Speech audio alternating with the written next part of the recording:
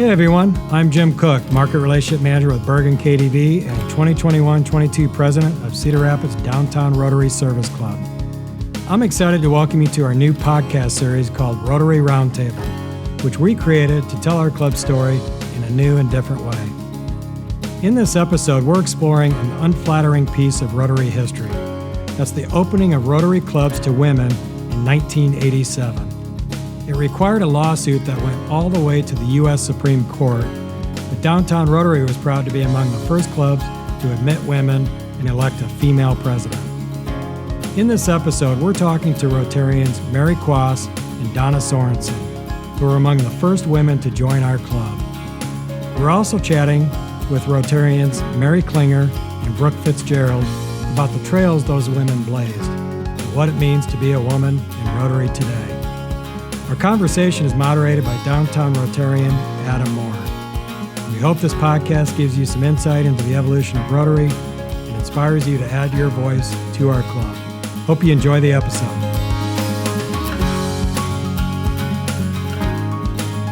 Okay, thanks everyone for joining us on another Rotary Roundtable. We're excited to have you. Would love to just do introductions first of our guests. So Donna, why don't you go ahead first? I'm Donna Sorenson. My Rotary history goes back quite a few years to about 1989, I believe, when I joined, and I have the honor of having served as the second woman president following Cheryl Mivolsky. Okay, great. Mary? Mary Quass, and I've been a Rotarian since they opened the door and let us gals in, and I don't know how many years. I guess that would be 30-some years, whatever. And remember the day that we were inducted, and it was a great experience. That's awesome. Brooke? Hi, I'm Brooke Fitzgerald, and I'm a current Downtown Rotarian. I've been in the club for, I don't know, maybe 7-ish years, something like that. And I'm incoming president for 2024, 25 year. Awesome. And then Mary? Mary Klinger. I've been a member of Downtown Rotary since 2011, and I was also president of Downtown Rotary in 2018. Awesome. Well, thank you all for joining us. I think this is going to be an interesting conversation. Some of the other podcasts that we've done were focused more on maybe Rotary initiatives, local service, international projects. This one's kind of more about a chunk of history, I think, that not a lot of folks know about. I certainly didn't know about when I joined. I think, Brooke, you said, it was news to you as well. Yeah. But women were not allowed in Rotary until 1987. Am I right, Donna? 1987 is when our club admitted women. But historically, Rotary was started in 1905 as a men's business group, and only men participated, and that was the norm for 45 years until 1950, when around the world, actually, in India and Sri Lanka, Sweden, Switzerland, different organizations in different parts of the world started to push a little bit and challenge that.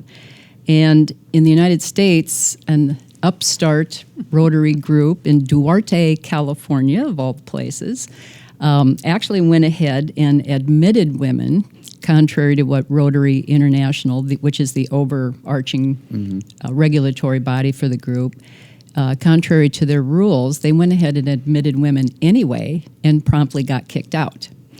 Then the lawsuit started, and Duarte actually ended up filing a lawsuit against Rotary in, I believe, somewhere in the early 80s. And finally, that case made it all the way to the Supreme Court. And in May of 1987, the Supreme Court said, nope, you have to let women in. It took 2 more years for Rotary International to finally abide by that. But in that interim 2-year period, to Cedar Rapids' credit, and it was the men who were running the show at the time, they went ahead and voted to allow women to become members of the Downtown Rotary group. Wow. I'm going to read those names. Yeah, please. Okay, go ahead. A few of those men who are still around. Jack Evans, Paul Phelan, Gene Bender, John Gerber, and Jim Lamb were on that group. And it was a rather, as I understand it, contentious, took a while. They had to sort out what criteria would be appropriate then for women memberships. Do you let wives of Rotarians? Is that enough of a qualification to get in? And eventually they landed the same criteria that would be used for male membership would be used for women. And as Mary alluded to, in November of 1987, 6 women stood up on that podium and were admitted as our first gender representatives into the Downtown Rotary Group. I love that. Can you talk a little bit about maybe what Downtown Rotary kind of stood for in the city, why it was so important for that achievement? Well, at the time, and this may have changed by now, but at the time, as I recall, you had to be one of the top 3 decision makers in your organization to qualify for membership. And that, by virtue of definition, just about excluded women at that time. Yeah. There were very few. And as more women, inched their way into that category of professional life, it pushed toward that. But I remember Jack Evans was my boss at the time that I became a member, which I think was probably 89, a couple years after the first group. And I'll never forget the day. And he was so proud to tell me this. He wanted to introduce me and sponsor me to be a member of the Downtown Rotary Group. And the first thing that went through my mind was, oh, geez, now I have to go eat lunch with a bunch of old men every single week. I wasn't quite savvy enough to get that it was in fact an honor, to be asked. And Jack and I still laugh about that, but it was, yeah. I mean, Mary, I'm just curious to kind of your early days in Rotary. Were you in the first group of the 6? Okay. Yeah. And fortunately, I'm not even sure because Peggy Whitworth was there.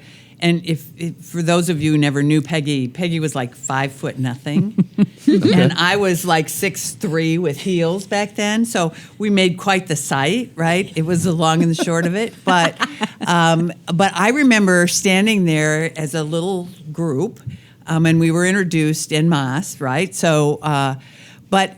For me, Downtown Rotary was kind of where the movers and the shakers were of the community. The big guys, right, that had, to Donna's point, they either, you had to own your business, run your business, be a top executive in it. Sure.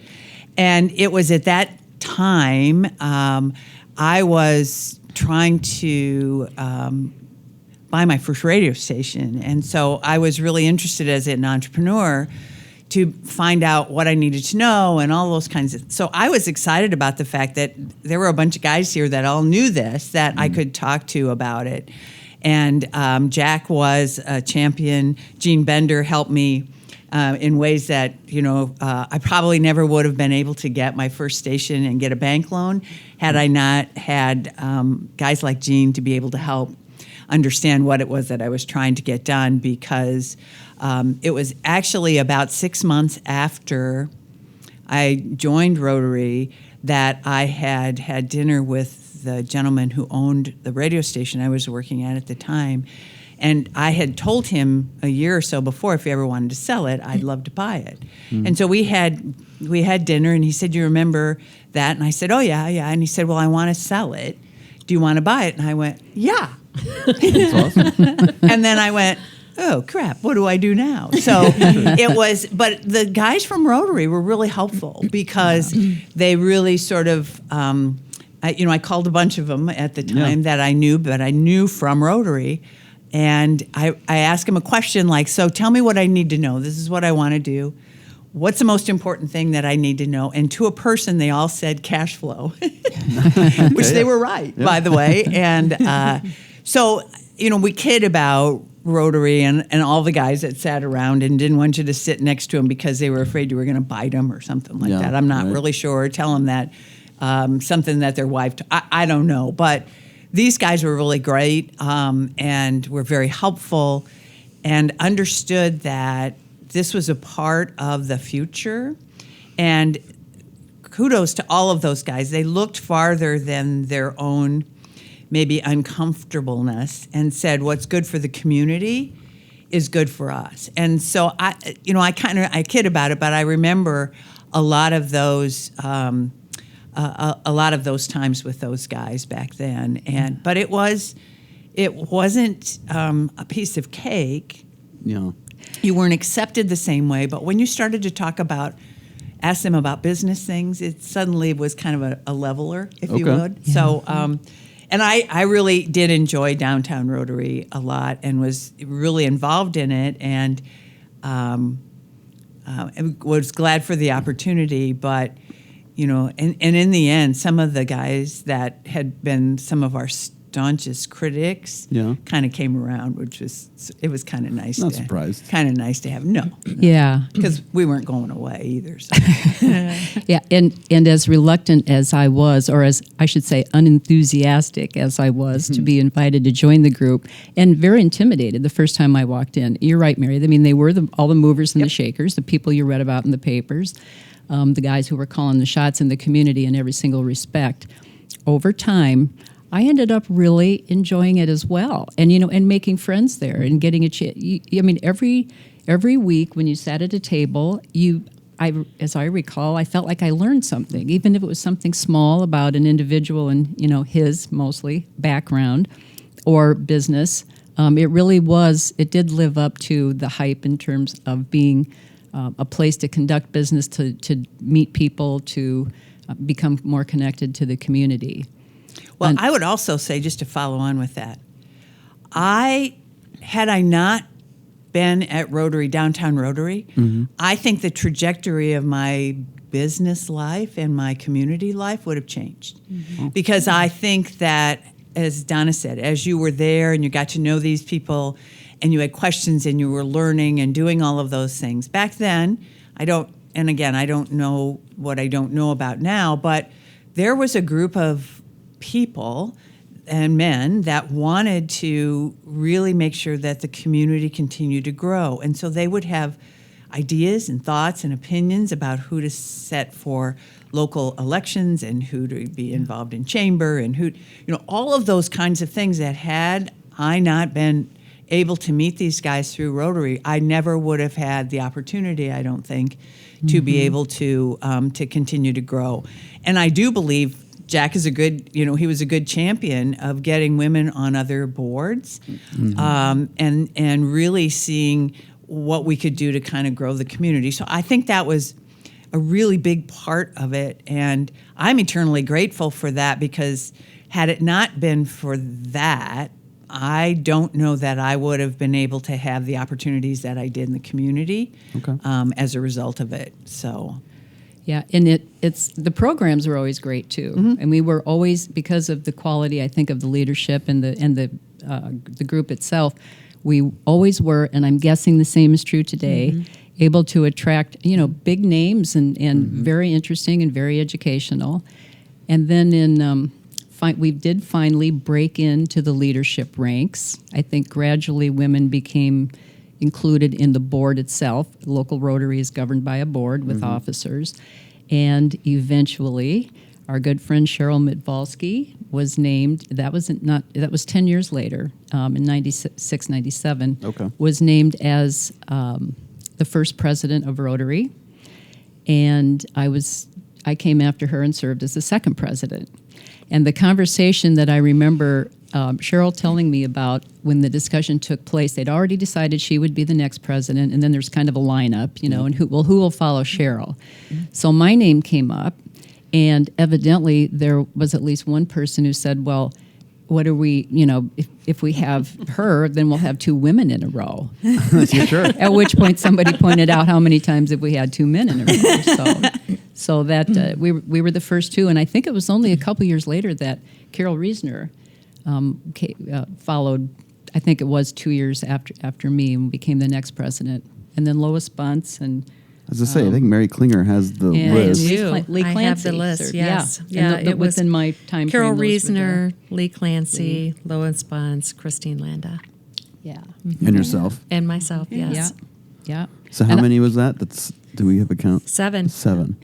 Could I just quickly name those 6 women who were the pioneers Please. who came in? Yeah, absolutely. Because I think that's a big deal.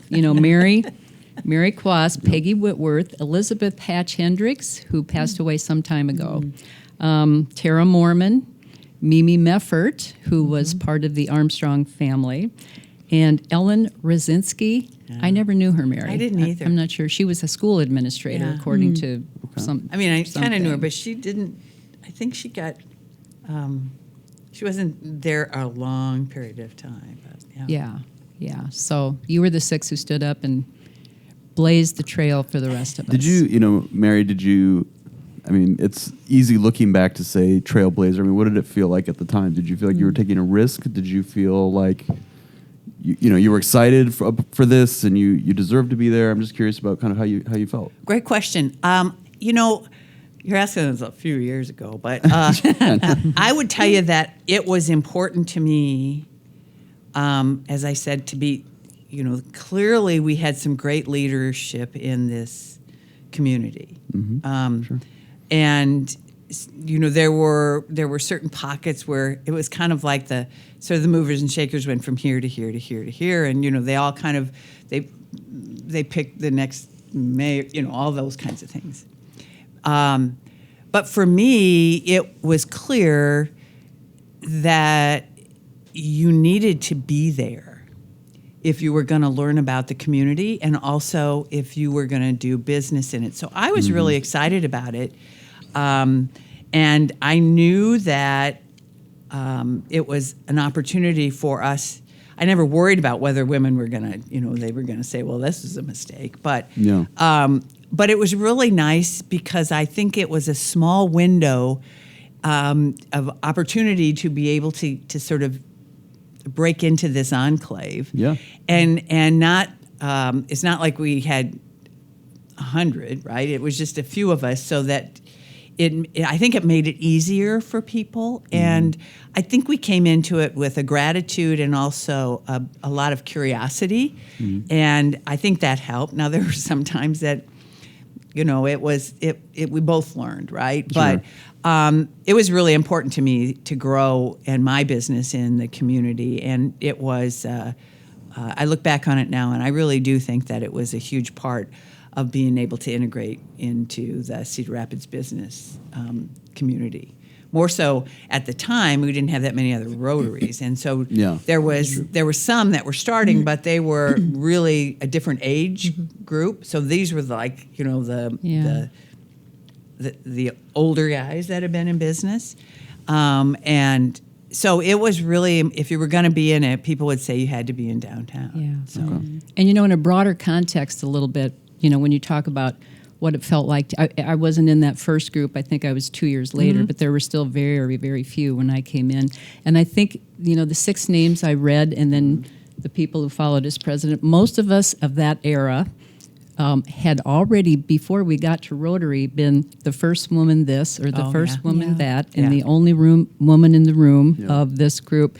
And so my sense coming in is, well, I know what this feels like, as a professional in this community. I've been in this position many times before. Yeah. So we Great just point. kind of, and this is actually in the notes from the 25-year celebration, but I do remember making the comment too that when we had especially 2 women presidents in a row that first time, that seemed to be a very big deal. And making the comment that thus we were confirming the fears of many that once you let us in, we would take right over. Taking over, yeah. Yeah, it's ours now. Get out of the way. Which, as we talked about at the time when we celebrated 25 years, that obviously was never the intention. We wanted a seat at the table. We wanted to be part of the story. We wanted to have our voices heard. We wanted to be there to contribute, to learn, and to help our men and women colleagues, move forward. I thought it was interesting as we were prepping for this session. I found an archived copy of the Rotarian from 1987 or 89, and they did an anonymous feature where they talked to Rotarians. I didn't even have to say male at that time, I suppose. About their unvarnished thoughts, and they had just quotations from Rotarians around the nation, and there were a lot of, "Oh, great, I'm going to have to join something else," or "Oh, great, this is here it goes down the drain." And I don't want to speak on behalf of Lee Clancy, but I think I mentioned that to her, and she said, "Well, we had our own places too." And I thought that was And we did. Well, I remember sitting at a table with an older prominent business owner, when they announced from the podium that, and the person who we've elected to follow Cheryl is Donna Sorenson. And this guy looked at me and said, well, in a very gruff voice, not very friendly, well, Donna, what are you going to do when you're the president and all the men quit? And I said, well, I figure they'll all quit during Cheryl's term, so I won't have to worry about it. I'd love to have, Mary Klinger, you were in Daybreak, you said, for a while before joining Downtown. I was. Obviously, coming a little behind Donna and Mary Quass, but I'm just wondering about your early. Was there any differences? Are there things that you've seen over kind of Rotary's evolution in town? Sure, absolutely. Great question. Well, I think by the time I had gotten there, you ladies certainly paved the way for us in getting started at Downtown. But I do remember when I first started, I joined the board right away before I became president, and remembering those discussions that we had at the board level of who should become members of Downtown Rotary. And we were still having those discussions about who do we let into Downtown Rotary. So over the years, during my board tenure, that softened, a little bit. And we started to take a look at the demographics a little bit more as far as women and what was the representation, and started to do a little bit more recruiting. So those numbers have definitely gone up. But I felt the exact same way when I first came into Downtown Rotary, with the men at the table and, being unsure, if you want to sit with them and visit with them. It also was very beneficial for me in my career. As I was coming from Daybreak and I was transitioning from United Way over to St. Luke's. And at that time, I was fortunate enough to know a lot of people in the room because of my role. But it was very comforting to be able to visit with everyone that was there, including the men, because they gave great advice. And, you definitely seeked out advice. And I think that was very reassuring for them, though, because they wanted to be in that role, to give us advice as we were moving forward. So when I became president in 2018, I followed Christine Landa. So we were the second group of dual women going through as presidents. And, I would say definitely you paved the way for us, extremely well. And we really started to take a look at the demographics, as we were recruiting individuals to join Downtown Rotary. And I think the men were okay with it. At that time, it was an evolution. We were continuing to move forward. We did a lot of stuff that year. I mean, we took a look at the history. Bill Jacobson wrote the history book. He was on a traveling tour to all the other clubs, to talk about that. We had our Metro Rotary Club where we were doing some fundraising projects together out in the community. So, I felt like it had softened, quite a bit when I had initially joined. But then we were starting to have more and more of those discussions about women in Rotary. Were the women you were talking with, or like in your circles, was there more of a receptiveness to Rotary? I know that we talk even today, right, about the perception.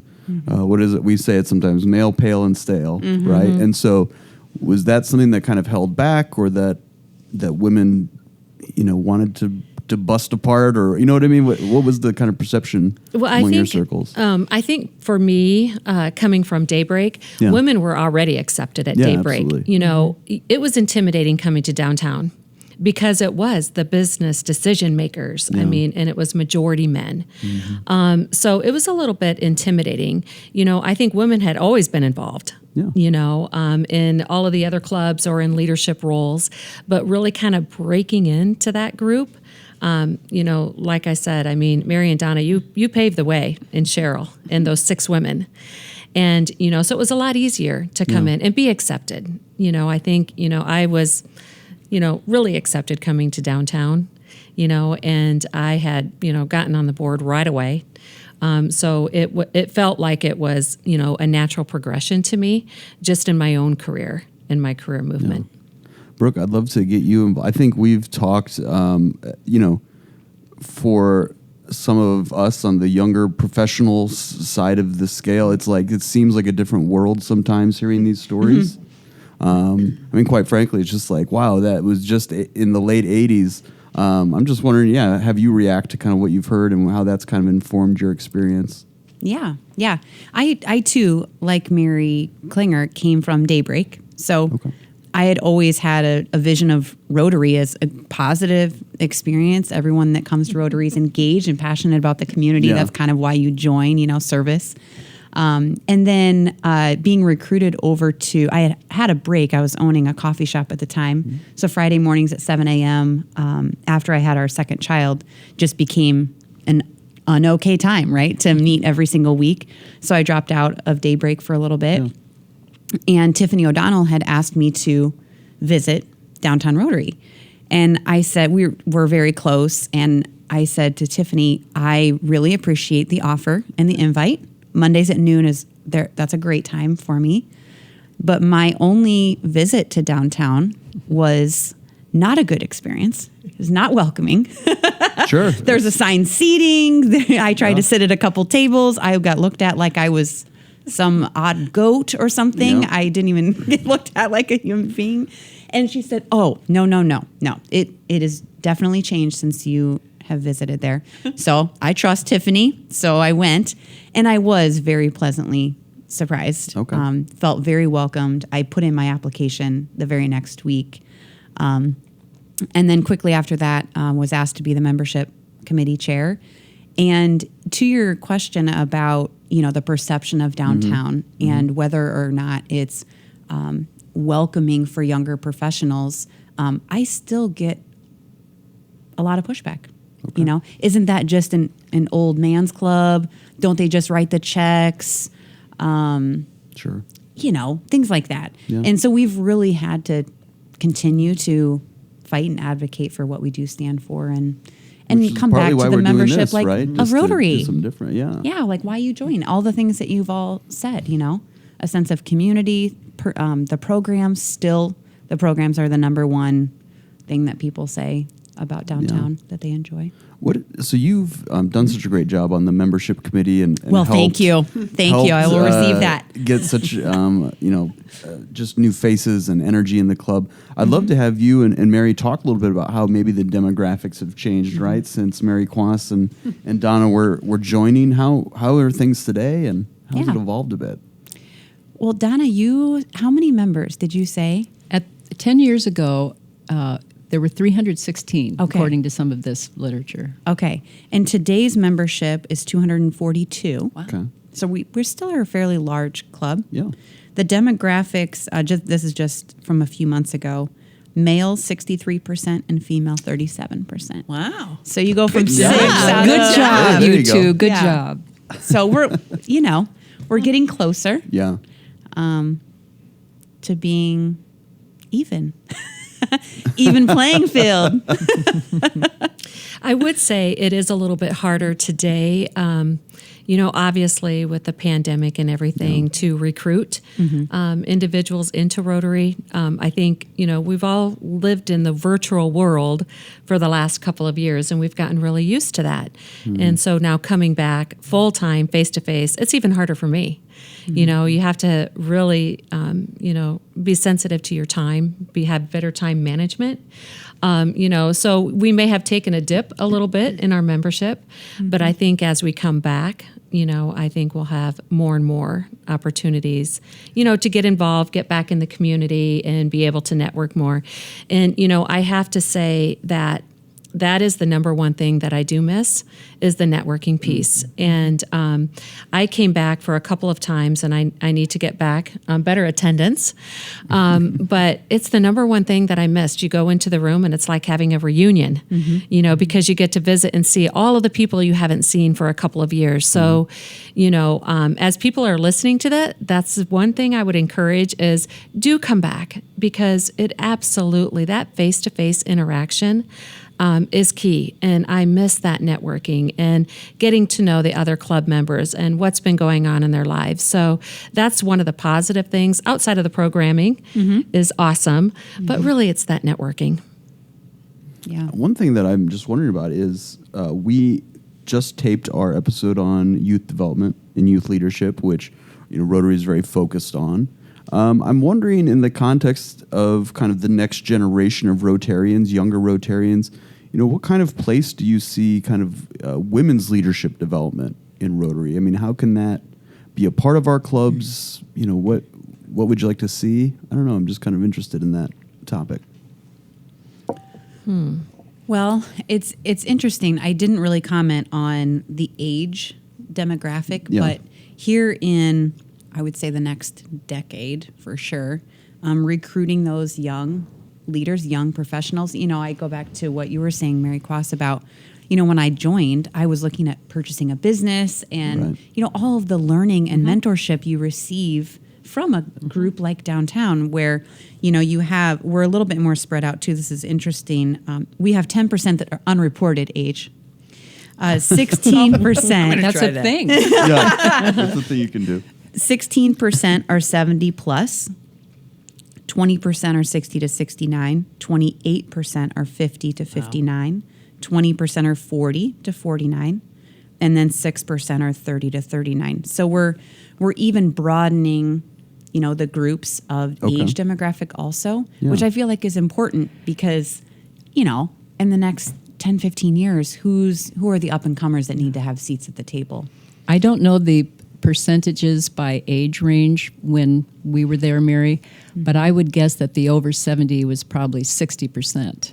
Yeah. At least 50%. Oh, wow. I'm sure. I mean, when you walked in, it was a sea of gray and white hair. Well, and you bring up a really good point. I mean, I think things have changed in the community.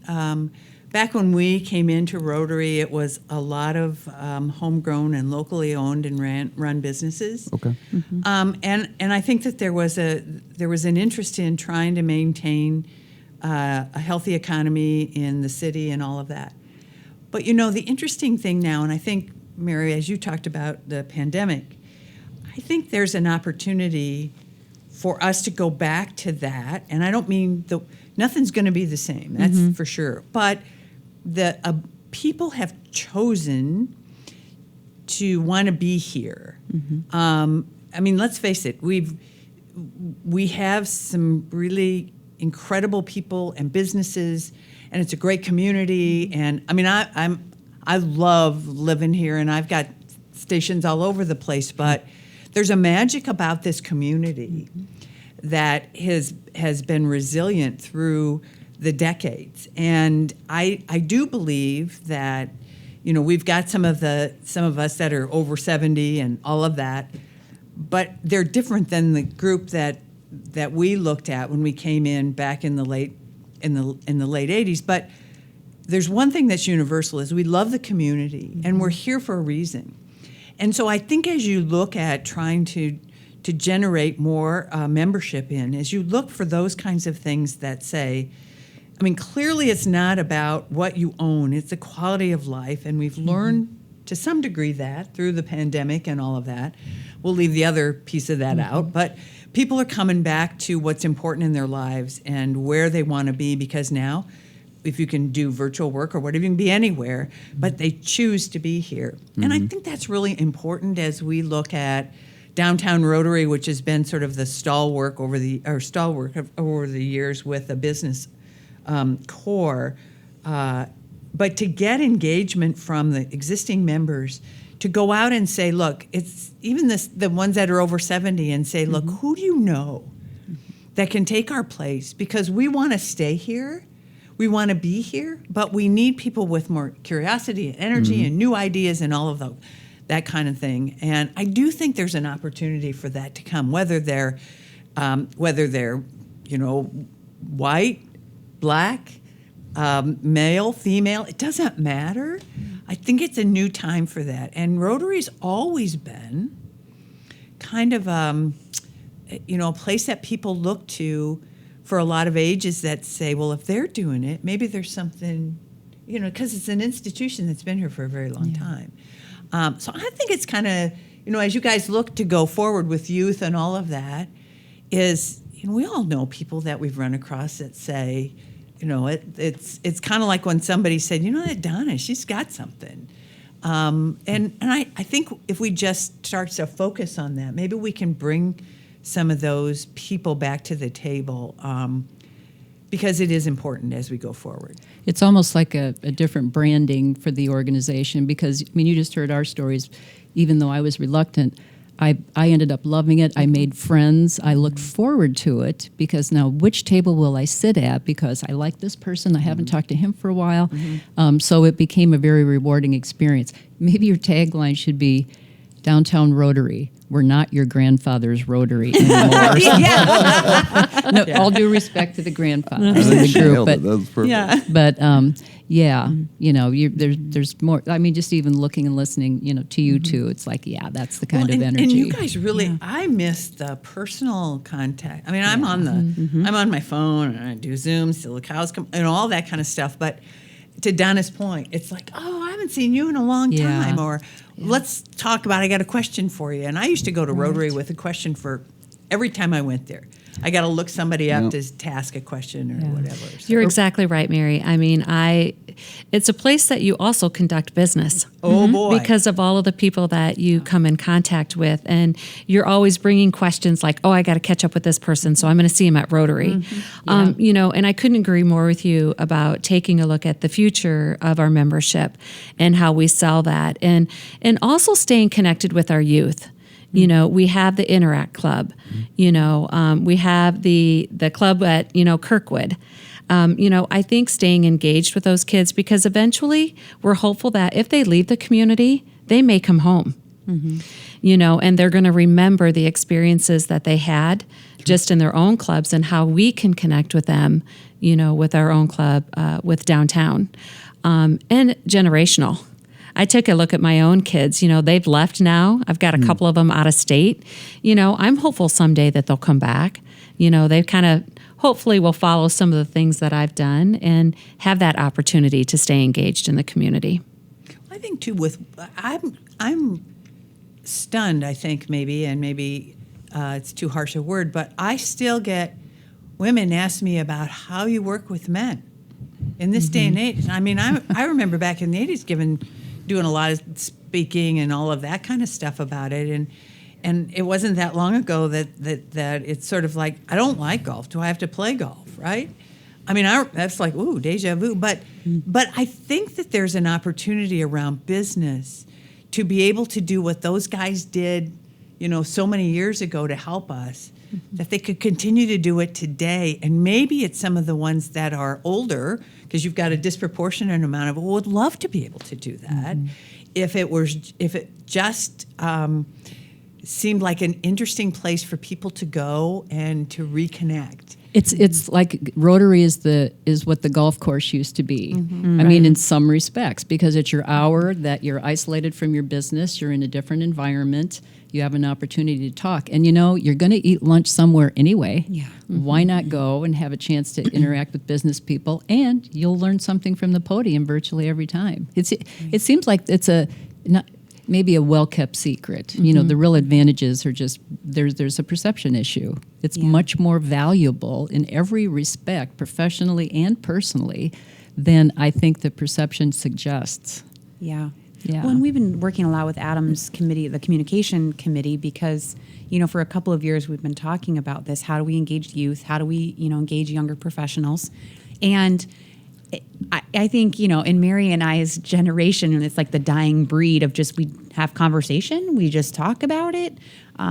Younger professionals, LinkedIn, social media, you know, you have to be connected in a different way to reach them. So we've had to really, you know, pivot our initiatives to be able to, and it's harder to reach with them. And it's very hard, you know. Sure. And they, to their credit, they are very good keepers of their time. Their relationship with time is much healthier than us as a collective around this table. I can, you know. Yeah. It is, to their credit. Absolutely. I've gotten many work-life balance lectures from my 22-year-old coworkers. So I wanted to ask, I think you kind of answered it, Brooke, but it just is kind of in the presidential track here for the club, you know, what evolution do you want to keep seeing for the club? Is it just reaching kind of that next generation, or what, you know, what's kind of your hopes to see in the next few years? Yeah, I truly hope that kind of the mentorship and the energy that I bring and that people know me as, that, standing at the podium will only further cascade the engagement of the club in Sure. the younger generations, women specifically. Yeah. And that, they feel that I'm approachable and can connect with me and see themselves, being a part absolutely. of the group. So I hope that that it's a positive evolution in that way. When you also have the power to be able to say we need them now. Yeah. Because we really, right. really, really do need the engagement of the younger generation. Yep. Because, as you mentioned, it's harder to reach them. There's so many other ways to be able to do it. In a lot of ways, we knew where we'd find these guys every Monday, right? Absolutely. And so it was kind of easy. You kind of have a list, right? You could, but I think beyond that is there's a desire to make the world a better place, and those of us who have been around for a long time, we need that leadership so that we can be a part of the solution and not a part of the problem. And because you can remember back when you were in your 20s or 30s or whatever, and we're changing the world, and we're right, and we're just going to go there. And these guys are right now, and we need to learn from that, because, like it or not, some of the older members are going to be around for a long time. But we're now facing things that I don't know in the future. We were just talking about being aged out of boards. There's a magic number. It's like why there was a magic number to retire at 65, but there is. But beyond that, we as a community have to come together regardless and be able to make it a good place to be, because our livelihood, our resources, and our future is right there with those guys. Agreed. It's kind of what I was thinking about. When we were talking about kind of the next generation, women's leadership development specifically, it's like Rotary is almost a good place to practice those skills, to meet those people and practice how those interactions go. I know I've learned, a ton about that. So, close us out with a story or something good, Donna. Give me a laugh. I mean, Let's I think we're all in awe of, your stories and what you and Mary and others have accomplished, and the club is much better for it. So I don't need to put you on the spot. Mary, do you want to go first? You have a good sure. story. Like I can remember that. I'll think of them walking to the parking lot. No, Probably. that's fine. Well, I would tell you that I remember, I can remember all of us sort of standing up in front of this group, because we were all inducted at one time. Yeah. And we didn't get to speak. It was just, here they are. And then they sort of let us go, and we went to the buffet. But the interesting part about it was, and I'd be interested to know if that happens today, but the buffet had the two sides on it, right? And so everybody said, let's eat, right? And so all the men went on one side, and the 6 women went on the other. And that was it. I mean, it was No men came behind it. It was just the women on that side. No, it was a really funny story, and I know that today it wouldn't be that way, but it was back then, and I just give a lot of kudos to the women that were, we were brazen enough to do it, and the guys that helped us. But do you remember your badge number? 218. Now, I can't find my car in the Hy-Vee parking lot, but I can remember my Mine badge was number. 151. Do you But guys still do 89. that? Yeah. There you go. Yeah. But this is actually something Peggy shared when at the 25-year celebration. And I mean, it was a big and a very fun event, and we dug into the history and were able to get it in writing, which is nice for the club. But we had Peggy speak. And she came up, Peggy, once again, 5 feet tall. We had to pull everything down so she could speak. But one of the stories she told was that there was a certain gentleman, again, icon of the business community in those years, who said to her when she approached they were going through the line, I think, from one side to the other, no doubt, I suppose it's okay if you're here, but you better not sit at my table. And Peggy remarked, she didn't name the guy, but she remarked, and you know what I wanted to say to him? He had passed away by then. You know what? I never, ever, ever wanted to sit at your table. Peggy. Peggy. Wish we could have met her. Yeah, Sounds like she she's a was wild she person. was Yeah. a tiny ball of fire. Yeah, she was a trailblazer for sure. She was very much a trailblazer. Yeah. You know, she just stood right up and gave it right back to him. And I have almost the flip side to that funny story. Yeah. A few years ago, this is before the pandemic, I would always make a point when I came in. This is probably when we had, 130, 140. This is Mary and Christine Landa's time in the room. And I would always make a point to sit at a brand new table and just see, just see who joins me, right? Yep. And I'll never forget Randy Ramlow came in one day and he goes, Brooke, I can't let you sit here by yourself. I said, well, thanks, Randy. I appreciate that. There So you just how the go. times, right? Yes, have absolutely. changed in that way. So Well, please, Mary Quass. Well, but just what you're talking about is really important because it's a community sort of thing. I mean, and Randy's a great guy. Yeah, he and is a there's a great lot of great guys. But we're fortunate that there's a lot of great guys, and I use that without gender, in the community. And primary to all of that is to keep what you guys have going because it's a huge part of people's lives, and it's really important. yeah. I think we'll end it there. I just want to say, Donna Sorenson, Mary Quass, thank you for blazing trails. Women in Rotary, Mary Klinger, and Brooke Fitzgerald, thank you for joining us and talking about your perspectives. Had a lot of fun today. Thanks. It was fun. Great, Yeah. thank you. Good to reminisce. Yes. Very good.